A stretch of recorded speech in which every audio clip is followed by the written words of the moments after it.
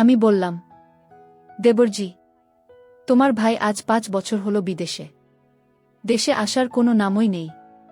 এভাবে একা একা একটা মানুষ কিভাবে থাকে বলো তো? আমারও তো একটু গল্প করার, একটু মানসিক শান্তির প্রয়োজন আছে, তাই না? সেদিকে কি তোমাদের কোনো খেয়াল আছে? দেবর অবাক হয়ে বলল, আরে ভাবি, কি যে বলো না তুমি। ভাইয়া তো তোমাদের পরিবারের জন্যই এত কষ্ট করছে প্রবাসে। তোমাকে সুখে রাখার জন্যই তো বিদেশে পড়ে আছে। আমি দীর্ঘশ্বাস ফেলে বললাম, সুখ কি জিনিস তোমার ভাই বোঝে? শুধু টাকা পয়সা পাঠালেই কি সুখে থাকা যায়? একটা মানুষের জীবনে প্রিয় মানুষের দেওয়া কিছু মুহূর্ত আর মানসিক প্রশান্তি কতটা জরুরি, তা কি তোমার ভাই বোঝে? আমার কথাগুলো শুনে দেবর কিছুটা চিন্তিত হয়ে বলল, ভাবি, তুমি আমাকে ঠিক কি বোঝাতে চাইছ? সত্যি করে বলো তো।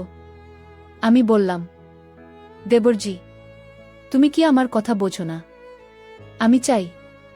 বন্ধুরা, আজকের ভিডিওটি অনেক অনেক ইন্টারেস্টিং হতে চলেছে। আশা করি পুরো ভিডিওটি দেখবা, অনেক ভালো লাগবে, কথা দিলাম। হাই বন্ধুরা, আমি শামিরা হক। আমার স্বামী কবির জুলহাস বিয়ের মাত্র কয়েক মাস পরেই প্রবাসে পাড়ি জমায়। প্রথম দিকে সবকিছু ঠিকঠাক থাকলেও সময়ের সাথে সাথে এক অদ্ভুত মানসিক অবসাদ আমাকে গ্রাস করতে শুরু করে। বিশাল এই বাড়িতে আমি যেন এক জীবন্ত বন্দী, যার সবকিছু আছে কিন্তু মনের আনন্দ বলতে কিছুই নেই। আমার নিজের কোনো জগৎ ছিল না, সারাদিন শুধু ঘরের কাজ আর ভবিষ্যৎ নিয়ে চিন্তার মাঝেই আমার দিন কাটত। কবির মানুষ হিসেবে খুবই দায়িত্বশীল, তার উপার্জনের কোনো কমতি নেই, পরিবারের সব পূরণে সে কোনো কার্পণ্য করে না। কিন্তু আমার যে জিনিসটা সবচেয়ে বেশি প্রয়োজন ছিল, তা হলো একটু মানসিক প্রশান্তি, একটু বাইরে বেরিয়ে খোলা বাতাসে শ্বাস নেওয়ার সুযোগ। দিনগুলো যেন আমার কাছে বছরের মতো মনে হতো, আর রাতগুলো কাটত এক অদ্ভুত হতাশা। এই মানসিক চাপ আমাকে ভেতর থেকে শেষ করে দিচ্ছিল, যা আমি কাউকে ঠিকমতো বোঝাতে পারছিলাম না। এই বিষণ্ণতা যখন চরম পর্যায়ে, তখনই আমার জীবনে একজন ভালো ভাই ও পথপ্রদর্শক হয়ে এসে আমার এক দূর সম্পর্কের দেবর, জুয়েল সিরাজ। জুয়েল ছেলেটা ভীষণ হাসিখুশি আর প্রাণবন্ত। ওর সাথে কথা বললে মনের সব হতাশা যেন নিমেষেই দূর হয়ে যেত। ও প্রায়ই আমাদের বাড়িতে আসত, আর আমার বিষণ্ণ মুখ দেখে নানাভাবে আমাকে অনুপ্রেরণা দিত। আমি ধীরে ধীরে বুঝতে পারছিলাম, জুয়েলের এই ভাইসুলভ সাপোর্ট আমার প্রতিদিনের মানসিক অবসাদ কাটানোর একটা বড় অবলম্বন হয়ে দাঁড়াচ্ছে। আমাদের দুজনের মধ্যে ভাই বোনের মতো খুব সুন্দর একটা পারিবারিক সম্পর্ক গড়ে ওঠে, যা ছিল সম্পূর্ণ সম্মানজনক। আমরা ঘণ্টার পর ঘণ্টা বসে গল্প করতাম, জীবনের ভবিষ্যৎ পরিকল্পনা নিয়ে আলোচনা করতাম। জুয়েল আমাকে বোঝাতো, জীবনটা উপভোগ করার জন্য, মন খারাপ করে ঘরে বসে মানসিক রোগী হওয়ার জন্য নয়। ওর কথাগুলো আমার ভেতরে এক নতুন আশার আলো জাগিয়ে তুলত। আমি আবার নতুন করে হাসতে শিখছিলাম, নিজের যত্ন নিতে শিখছিলাম। কিন্তু আমাদের এই আড্ডা আর গল্প করাটা ধীরে ধীরে পরিবারের অন্য সদস্যদের চোখে অন্যরকম লাগতে শুরু করে।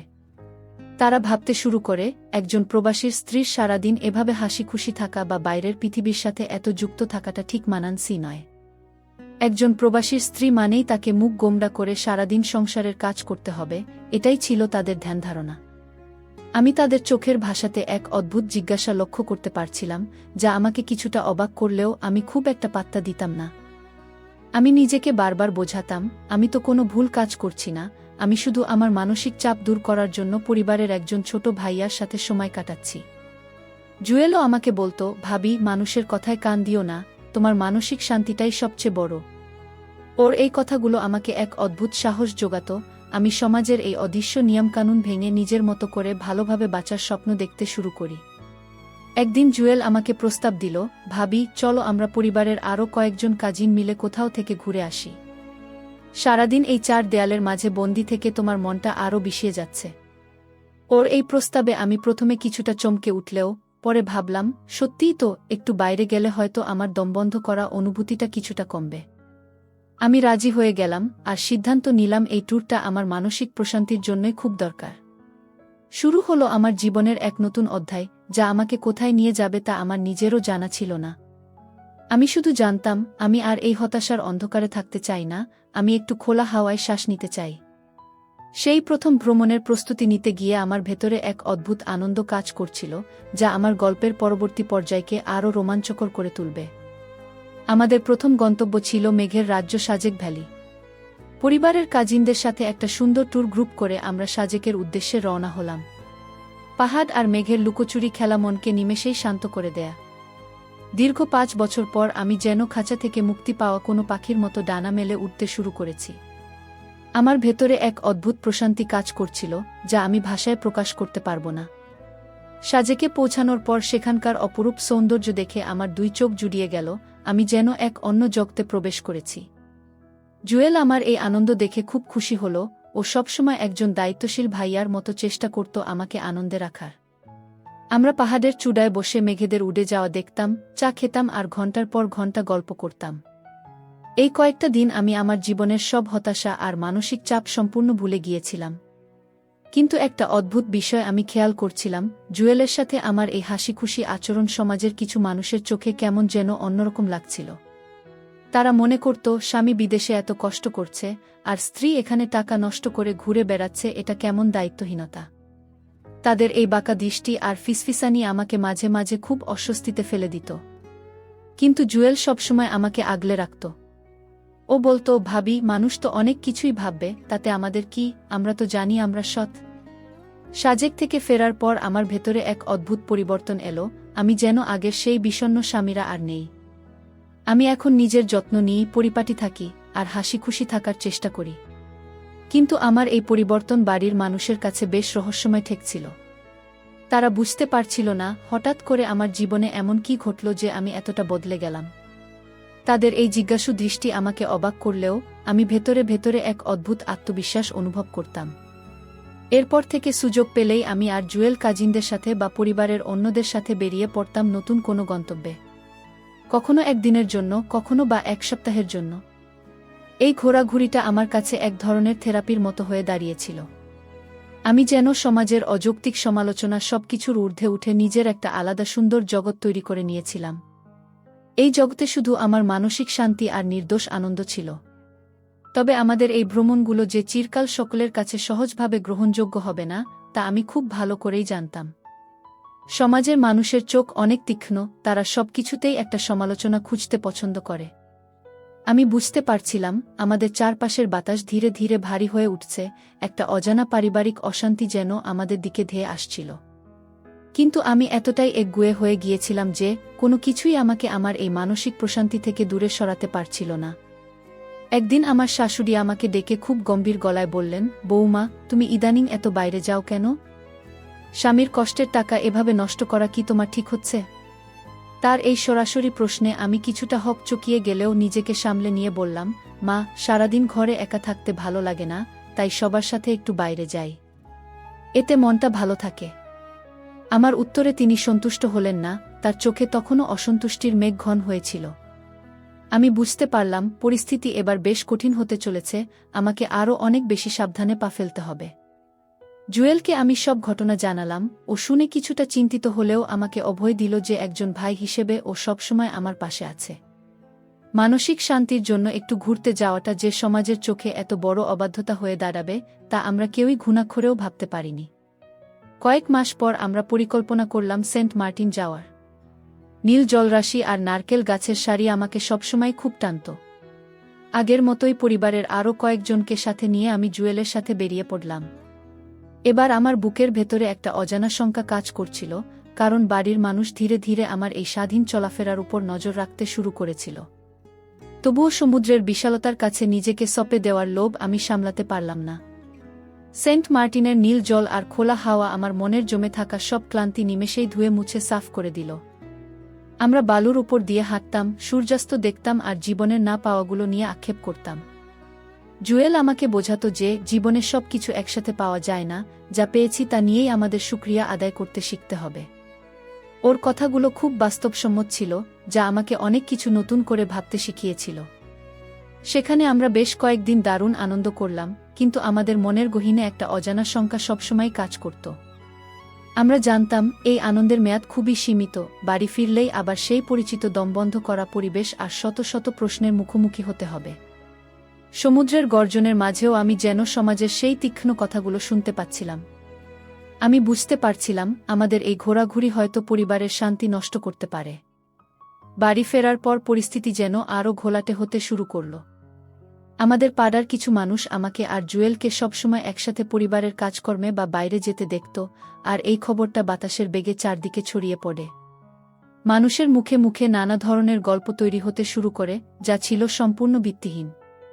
তাদের মূল অভিযোগ ছিল, আমি একজন দায়িত্বজ্ঞানহীন স্ত্রী, যে তার স্বামীর কষ্টের মূল্যায়ন না করে শুধু নিজের আনন্দে মত্ত। আমার শাশুড়ি এবার আর চুপ করে থাকলেন না, তিনি সরাসরি আমার স্বামীকে ফোন করে সব কথা জানিয়ে দিলেন। তিনি কবিরকে বললেন, আমি নাকি সংসারের কাজে মনোযোগ দিচ্ছি না আর সারাদিন শুধু টাকা নষ্ট করে বাইরে ঘুরে বেড়াচ্ছি। কবিরের সাথে আমার ফোনে কথা হলো, সে খুব স্বাভাবিকভাবেই আমার কাছে জানতে চাইল যে এসব কি শুনছে সে। আমি তাকে বোঝানোর চেষ্টা করলাম যে আমি শুধু আমার মানসিক অবসাদ কাটানোর জন্য জুয়েলের সাথে মাঝে মাঝে একটু ঘুরতে যাই, এর বাইরে আর কিছু না। কবির আমার কথাগুলো শুনল ঠিকই, কিন্তু তার নীরবতা আমাকে ভীষণ ভাবিয়ে তুলল। সে আমাকে বকা দিল না, কোনো কৈফিয়ত চাইল না, শুধু বলল, আমি যেন পরিবারের সম্মান আর খরচের দিকে খেয়াল রাখি। তার এই শান্ত কণ্ঠস্বর আমার কাছে এক বিশাল রহস্যের মতো মনে হল। আমি বুঝতে পারছিলাম না, সে কি সত্যিই আমার কথাগুলো সহজভাবে নিয়েছে, নাকি মনের ভেতর কোনো বড় অভিমান পুষে রাখছে। জুয়েল এই পরিস্থিতি দেখে খুব ভেঙে পড়ল। ও আমাকে বলল, ভাবি, আমার জন্য তোমার সংসারে এত বড় অশান্তি শুরু হয়ে গেল, এটা তো আমি কখনোই চাইনি। আমি ওকে সান্ত্বনা দিয়ে বললাম, এখানে তোমার কোনো দোষ নেই, দোষ এই সমাজের মানুষের দৃষ্টিভঙ্গির, যারা নারীদের মানসিক স্বাস্থ্যকে গুরুত্ব দিতে জানে না। কিন্তু ভেতরে ভেতরে আমি নিজেই খুব দিশেহারা হয়ে পড়েছিলাম, আমার সাজানো সংসারটা যেন এক নিমিষেই অশান্তির আগুনে পুড়তে শুরু করেছিল। এই চরম মানসিক চাপের মধ্যে আমি সিদ্ধান্ত নিলাম, যেভাবেই হোক আমাকে এই পরিস্থিতি সামাল দিতে হবে। আমি আর কোনোভাবেই আমার স্বামীর আস্থার জায়গাটা নষ্ট হতে দেব না, মানুষের মুখে আর কোনো কথা বলার সুযোগ দেব না। কিন্তু পরিস্থিতি এতটাই জটিল হয়ে গিয়েছিল যে সেখান থেকে স্বাভাবিক জীবনে ফিরে আসাটা আমার জন্য এক বিশাল চ্যালেঞ্জ হয়ে দাঁড়িয়েছিল। গল্পের এই মোড়ে এসে আমার জীবনের রহস্য যেন আরও ঘনীভূত হতে লাগল। দিনগুলো কাটতে লাগল এক অদ্ভুত গুমোট পরিবেশের মধ্যে। বাড়ির সবার আচরণে একটা নীরব প্রত্যাখ্যানের সুর স্পষ্ট হয়ে উঠেছিল। কেউ আমার সাথে আগের মতো স্বাভাবিকভাবে কথা বলত না, সবাই যেন আমাকে এড়িয়ে চলত। এই নীরবতা আমার কাছে তীক্ষ্ণ তীরের মতো মনে হতো, যা আমাকে প্রতি মুহূর্তে মানসিকভাবে দুর্বল করে দিচ্ছিল। আমি বুঝতে পারছিলাম, আমি একা হয়ে যাচ্ছি, যে বিষণ্ণতা থেকে বাঁচার জন্য আমি এত কিছু করলাম, সেটাই যেন আবার নতুন রূপে আমাকে গ্রাস করতে আসছে। এর কিছুদিন পর, মনকে একটু শান্ত করার জন্য পরিবারের কয়েকজনকে নিয়ে আমি আর জুয়েল ঠিক করলাম রাতারগুল সোয়াম্প ফরেস্টে যাওয়ার। জলের উপর ভেসে থাকা এই অদ্ভুত সুন্দর বন হয়তো আমার মনের অস্থিরতা কিছুটা কমাতে পারবে, এই আশায় আমরা বেরিয়ে পড়লাম। নৌকায় করে বনের নীরবতার ভেতর দিয়ে যাওয়ার সময় আমার মনে হচ্ছিল, আমার জীবনটাও যেন এই বনের মতোই রহস্যময় আর নিস্তব্ধ হয়ে গেছে। জুয়েল চুপচাপ নৌকার এক কোণায় বসেছিল, ওর চোখে মুখেও স্পষ্ট চিন্তার ছাপ। সেখানে আমরা খুব সাবধানে চলাফেরা করছিলাম, যাতে পাড়ার পরিচিত কারো চোখে না পড়ি। আমরা ছবি তুলছিলাম ঠিকই, কিন্তু সোশ্যাল মিডিয়ায় কিছু আপলোড করা থেকে বিরত থাকলাম। কিন্তু নিয়তির খেলা বোঝা বড়ই দায়। সিলেটের একটা স্থানীয় রেস্টুরেন্টে খেতে গিয়ে দূর সম্পর্কের এক আত্মীয় আমাদের দেখে ফেললেন। তিনি আমাদের দেখে কিছুটা অবাক হলেও মুখে কিছু না বলে একটা বাঁকা হাসি দিয়ে চলে গেলেন। তার ওই হাসিটা আমার বুকে একটা বিশাল পাথরের মতো চেপে বসল। আমি বুঝতে পারলাম, এবার আর কোনো রক্ষা নেই, খবরটা ঠিকই আমাদের পরিবার পর্যন্ত পৌঁছে যাবে। জুয়েলও ঘটনাটা বুঝতে পেরে ভীষণ নার্ভাস হয়ে পড়ল। আমরা আর এক মুহূর্ত সেখানে না দাঁড়িয়ে সরাসরি বাড়ির পথ ধরলাম। পুরো রাস্তা আমরা কেউ কারো সাথে একটা কথাও বলিনি, একটা অজানা আতঙ্ক আমাদের দুজনের ঘাড়েই নিঃশ্বাস ফেলছিল। বাড়ি ফেরার পর যা ভেবেছিলাম ঠিক তাই হলো, সেই আত্মীয় ইতোমধ্যে বাড়িতে ফোন করে সব জানিয়ে দিয়েছেন। এবার আর কানাঘুষা নয়, সরাসরি আমার দায়িত্ববোধের দিকে আঙুল তোলা শুরু হলো। আমাকে নানাভাবে কথা শোনানো হতে লাগল, আমার স্বাধীন চলাফেরাটাকে একটা চরম অবাধ্যতা হিসেবে সবার সামনে উপস্থাপন করা হলো। আমি হাজারবার বোঝানোর চেষ্টা করলাম যে আমরা পরিবারের অন্যরাও সাথে ছিলাম, কিন্তু আমার কথা শোনার মতো মানসিকতা সেখানে কারও ছিল না। আমার সবচেয়ে বেশি কষ্ট হচ্ছিল এটা ভেবে যে আমার স্বামী কবির এই ব্যাপারগুলো কিভাবে নিচ্ছ। সে তো 1000 মাইল দূরে বসে আছে, এই বিভ্রান্তিকর কথাগুলো তার কানে গেলে সে তো মানসিকভাবে ভেঙে পড়বে। আমি প্রতিদিন অপেক্ষায় থাকতাম তার একটা ফোনের জন্য, কিন্তু সে আমাকে ফোন করা একেবারে কমিয়ে দিল। এই যোগাযোগহীনতা আমার ভেতরের ভয়টাকে আরও বহুগুণ বাড়িয়ে দিচ্ছিল, আমি যেন একটা অন্ধকার গহ্বরে তলিয়ে যাচ্ছিলাম। পাড়ার মানুষের সমালোচনা এবার প্রকাশ্য আলোচনায় পরিণত হল। আমি বাড়ির বাইরে বের হলেই মানুষের তীর্যক দৃষ্টি আমাকে তাড়া করে ফিরত। আমি নিজেকে আড়াল করার জন্য সারাদিন ঘরের ভেতর বন্দি করে রাখতাম, যা আমার মানসিক স্বাস্থ্যের উপর মারাত্মক নেতিবাচক প্রভাব ফেলছিল। আমি বুঝতে পারছিলাম আমি একটা ভুল পথে হেঁটেছি, হয়তো আমার আরও একটু ধৈর্য ধরা উচিত ছিল। এই কঠিন সময়ে জুয়েলও আমার সাথে যোগাযোগ প্রায় বন্ধ করে দিল। ওর পরিবার থেকে ওকে কড়াভাবে নিষেধ করে দেওয়া হয়েছিল আমাদের পারিবারিক ব্যাপারে না জড়ানোর জন্য। আমি ওকে দোষ দিই না, কারণ পরিস্থিতি সত্যিই নিয়ন্ত্রণের বাইরে চলে গিয়েছিল। আমি সম্পূর্ণ একা হয়ে পড়লাম, একটা বিশাল সমুদ্রের মাঝে, যেন আমি দিগ্ভ্রান্ত এক নাবিক, যার কোনো কূল কিনারা জানা নেই। সপ্তাহ গড়িয়ে মাস পার হতে চলল, কিন্তু আমার জীবনের এই অস্থিরতার কোনো অবসান হল না। সেই দূর সম্পর্কের আত্মীয় শুধু বাড়িতেই খবর দেননি, বরং তার পরিচিত মহলেও এই ভুল গল্পটা ছড়িয়ে দিয়েছেন যে আমি একজন অত্যন্ত খামখেয়ালি নারী। আমার শাশুড়ি আমাকে স্পষ্ট ভাষায় জানিয়ে দিলেন আমি যেন বাড়ির বাইরে অকারণে বের না হই। আমার চলাফেরার উপর এই মানসিক চাপ আমাকে আরও বিপর্যস্ত করে তুলল। আমি যেন নিজের বাড়িতেই একজন অবাঞ্ছিত মানুষ হয়ে গেছি। জুয়েলের পরিবার থেকেও ওর উপর প্রচণ্ড চাপ তৈরি করা হলো। ওকে বলা হলো নিজের পড়াশোনা আর ক্যারিয়ারের দিকে মন দিতে এবং আমাদের বাড়িতে আসা যাওয়া সম্পূর্ণ বন্ধ করে দিতে। জুয়েল বাধ্য হয়েই নিজেকে গুটিয়ে নিল, যা আমার জন্য ছিল এক বিশাল ধাক্কা। যে মানুষটা আমার ছোট ভাইয়ার মতো ছিল, সে হঠাৎ করে আমার জীবন থেকে দূরে সরে যাওয়ায় আমি এক গভীর শূন্যতায় পড়ে গেলাম। এই বিচ্ছেদ আমাকে নতুন করে উপলব্ধি করালো যে সমাজের চোখ কতটা নিষ্ঠুর হতে পারে। মানসিক যন্ত্রণা সহ্য করতে না পেরে একদিন আমি জুয়েলের সাথে দেখা করার সিদ্ধান্ত নিলাম। পাড়ার শেষ মাথায় একটা ক্যাফেতে আমরা দেখা করলাম। আমাদের এই দেখা করার পেছনে কোনো উদ্দেশ্য ছিল না, আমরা শুধু আমাদের এই দমবন্ধ করা পরিস্থিতি নিয়ে কথা বলতে চেয়েছিলাম। জুয়েলকে দেখে আমার খুব কষ্ট হলো, ছেলেটা আমার জন্য বিনা কারণে সমাজের এত কথা সহ্য করছে। আমরা দুজনেই বুঝতে পারছিলাম আমাদের এই পারিবারিক ঘোরাঘুরি হয়তো আর আগের মতো করে চালিয়ে নেওয়া সম্ভব হবে না। কিন্তু সমাজের চোখ বড়ই অদ্ভুত, তারা সবসময় সবকিছুর ভুল দিকটাই আগে দেখতে পায়। ক্যাফেতে বসে আমাদের কথা বলার দৃশ্যটাও কারো না কারো চোখে পড়ে গেল এবং যথারীতি সেটা একটা নতুন গল্পের জন্ম দিল। মানুষের এই অযৌক্তিক চিন্তাভাবনা দেখে আমার ভীষণ অবাক লাগছিল। একটা সাধারণ আড্ডাকে তারা কিভাবে চরম অবাধ্যতা হিসেবে ব্যাখ্যা করতে পারে, তা আমার কল্পনারও বাইরে ছিল। এই ঘটনার পর আমার বিরুদ্ধে চারপাশের পরিস্থিতি আরও ভারী হতে শুরু করল। আমি বুঝতে পারছিলাম কেউ বা কারা ইচ্ছাকৃতভাবে বিষয়গুলোকে অতিরঞ্জিত করে আমার স্বামীর কান ভারী করার চেষ্টা করছে। আমি কবিরের সাথে কথা বলার চেষ্টা করতাম, কিন্তু সে সবসময় ব্যস্ততার অজুহাত দেখিয়ে এড়িয়ে যেত। তার এই এড়িয়ে চলাটা আমার মনে এক বিশাল রহস্যের জন্ম দিচ্ছিল। সে কি সত্যিই ব্যস্ত, নাকি আমার উপর রাগ করে কথা বলছে না? রাতের পর রাত আমি নির্ঘুম কাটাতাম। ছাদের দিকে তাকিয়ে ভাবতাম, কোথায় ভুল হলো আমার? আমি তো শুধু একটু ভালো থাকতে চেয়েছিলাম, একটু মানসিক প্রশান্তি চেয়েছিলাম। আমি তো কবিরের কোনো ক্ষতি করিনি, তার পরিশ্রমের অমর্যাদা করিনি। তাহলে কেন আমাকে এই নির্মম পরিস্থিতির মধ্য দিয়ে যেতে হচ্ছে? এই প্রশ্নগুলো আমাকে প্রতিদিন কাঁদাত, যার কোনো উত্তর আমার কাছে ছিল না। আমার চারপাশের পরিবেশ এতটাই বিষাক্ত হয়ে উঠেছিল যে আমি মাঝে মাঝে ভাবতাম এই বাড়ি ছেড়ে কোথাও চলে যাই। কিন্তু কোথায় যাব আমি? আমি এক অদ্ভুত টানাপোড়েনের মধ্যে দিয়ে যাচ্ছিলাম। একদিকে সমাজের দেওয়া অবাধ্যতার অপবাদ, অন্যদিকে স্বামীর নীরবতা, এই দুইয়ের জাতাকলে পড়ে আমি যেন ভীষণ ক্লান্ত হয়ে পড়ছিলাম। এই রহস্যময় পরিস্থিতি আমাকে ধীরে ধীরে এক চরম সিদ্ধান্তের দিকে ঠেলে দিচ্ছিল। আমি বুঝতে পারছিলাম আমাকে যে কোনো একটা পথ বেছে নিতে হবে। হয় সব অভিযোগ মাথা পেতে নিয়ে নীরবে চোখের জল ফেলতে হবে, না হয় ঘুরে দাঁড়িয়ে এই মিথ্যা কথার বিরুদ্ধে প্রতিবাদ করতে হবে। গল্পের এই পর্যায়ে এসে আমার মনে হচ্ছিল আমি যেন একটা বিশাল ঝড়ের কেন্দ্রবিন্দুতে দাঁড়িয়ে আছি। মাঝে মধ্যে প্রবাস থেকে কবিরের ফোন আসত। তার কণ্ঠস্বর শুনে আমি অবাক হয়ে যেতাম, কারণ সেখানে কোনো রাগ বা ক্ষোভের ছিটেফোঁটাও থাকত না। সে খুব শান্ত গলায় কথা বলত, যেন কিছুই হয়নি। সে আমাকে বলত মরুভূমির ওই তীব্র গরমে সে কিভাবে হাড় ভাঙা খাটুনি খাচ্ছে, কিভাবে এক একটা টাকা জমাচ্ছে আমাদের সুন্দর ভবিষ্যতের জন্য। তার এই কথাগুলো শুনে আমার বুকের ভেতরটা হু হু করে উঠত। আমি বুঝতে পারছিলাম না কবির কি সত্যিই কিছু জানে না, নাকি জেনেও না জানার ভান করছে। এই প্রশ্নটা আমাকে সারাক্ষণ পাগল করে তুলত। আমি যখনই তাকে কিছু বলার চেষ্টা করতাম সে প্রসঙ্গ পাল্টে ফেলত। তার এই অদ্ভুত আচরণ আমার কাছে এক বিশাল রহস্য হয়ে দাঁড়িয়েছিল।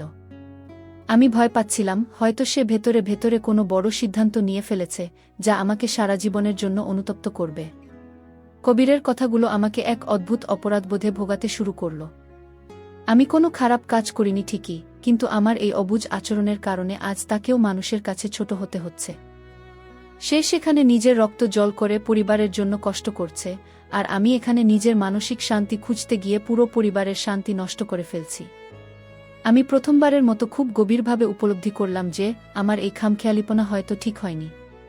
এরই মধ্যে একদিন জুয়েল আমাকে একটা টেক্সট মেসেজ পাঠালো। ও লিখেছিল, ভাবি, পরিস্থিতি খুব খারাপের দিকে যাচ্ছে, চারপাশের মানুষজন আমাদের নিয়ে ভুলভাল কথা বলছে, পরিবারের শান্তির জন্য আমাদের আর কখনো দেখা করা বা কথা বলা উচিত হবে না। মেসেজটা পড়ে আমি স্তব্ধ হয়ে গেলাম। আমি বুঝতে পারলাম আমাকে এখন এই নির্মম বাস্তবতার মুখোমুখি হতেই হবে। আমার মনে একটা খটকা লাগতে শুরু করল। হঠাৎ করে জুয়েল এত শক্ত সিদ্ধান্ত নিল কেন? কেউ কি ওকে কোনো কিছু বলেছে? এই অজানা আতঙ্ক আমাকে কুডে কুডে খেতে লাগল। আমি বুঝতে পারছিলাম পরিবারের ভেতরে খুব গোপনে একটা বড় আলোচনা চলছে, আর আমি তার কিছুই জানি না। আমি ঘন্টার পর ঘন্টা আমার ঘরের দরজা বন্ধ করে বসে থাকতাম। আমি জানতাম বাইরে বের হলেই আমাকে আবার সেই জিজ্ঞাসু দৃষ্টির মুখোমুখি হতে হবে। আমার একমাত্র সঙ্গী ছিল আমার চোখের জল। আমি সৃষ্টিকর্তার কাছে প্রার্থনা করতাম যেন এই কঠিন সময়টা তাড়াতাড়ি কেটে যায়, যেন আমি আমার হারানো শান্তি ফিরে পাই। মাঝে মাঝে মনে হতো কবিরকে সবকিছু খুলে বলি, তাকে বলি যে আমি কতটা মানসিক অবসাদে ভুগতাম, কিন্তু সাহস হতো না। যদি সে আমাকে ভুল বোঝে, যদি সে অন্যের কথা বিশ্বাস করে। এই দোটানায় পড়ে আমি না পারছিলাম কিছু বলতে, না পারছিলাম শীতে। অপেক্ষা করছিলাম একটা চূড়ান্ত পরিণতির জন্য। আমি জানতাম খুব তাড়াতাড়ি এমন কিছু একটা ঘটতে চলেছে যা আমার জীবনের মোড় পুরোপুরি ঘুরিয়ে দেবে। এই রহস্যের সমাধান কি হবে তা জানা ছিল না আমার। শুধু জানতাম আমাকে যে কোনো পরিস্থিতির জন্য প্রস্তুত থাকতে হবে। গল্পের এই ধাপে এসে আমি যেন এক রুদ্ধশ্বাস অপেক্ষায় প্রহর গুনছিলাম। বাড়ির ভেতরের গুমোট পরিবেশটা যেন এবার চরমে পৌঁছে গেল। এমন একটা পরিস্থিতি তৈরি হলো যে মনে হচ্ছিল যে কোনো দিন পারিবারিকভাবে একটা বড় ধরনের মিটিং বসতে পারে। সবাই শুধু কানাঘুষা করছিল, কেউ সরাসরি আমার সামনে এসে কিছু বলছিল না, যা আমার মানসিক যন্ত্রণাকে বহুগুণ বাড়িয়ে দিচ্ছিল। আমি যেন একটা খাদের কিনারায় দাঁড়িয়েছিলাম, কখন যে পড়ে যাব তার কোনো নিশ্চয়তা নেই। আমি একা ঘরে বসে আমার আর জুয়েলের সেই পারিবারিক ট্যুরগুলোর কথা বিশ্লেষণ করতে শুরু করলাম।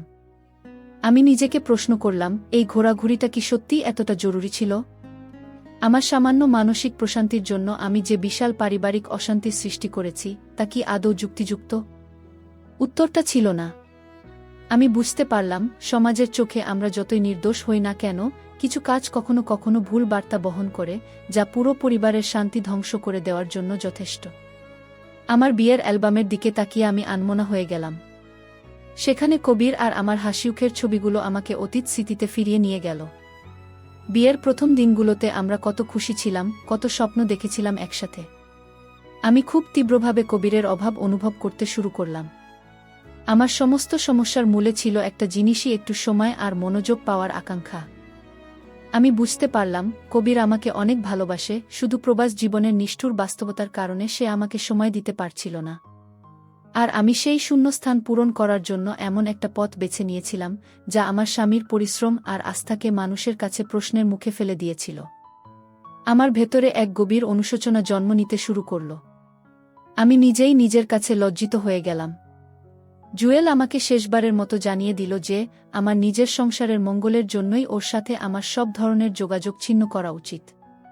ওর এই কথায় আমি কোনো প্রতিবাদ করিনি, কারণ আমি জানতাম এটাই এখন একমাত্র সমাধান।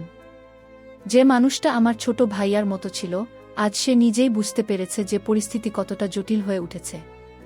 আমি আবার সেই পুরনো একাকিত্বের জগতেই ফিরে গেলাম, কিন্তু এবারের একাকিত্বটা ছিল অনেক বেশি অর্থবহ।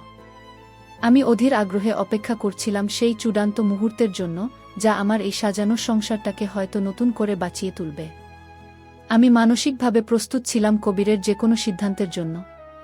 পরিবারের মানুষজন আমার এই নীরবতা আর গুটিয়ে যাওয়াটাকে হয়তো আমার উপলব্ধি হিসেবেই ধরে নিয়েছিল। তারা ভাবছিল আমি হয়তো আমার ভুল বুঝতে পেরেছি। তাদের এই ভাবনাটা একদিক থেকে ঠিক হলেও আমার ভেতরের আসল কষ্টটা কেউ বুঝতে পারছিল না।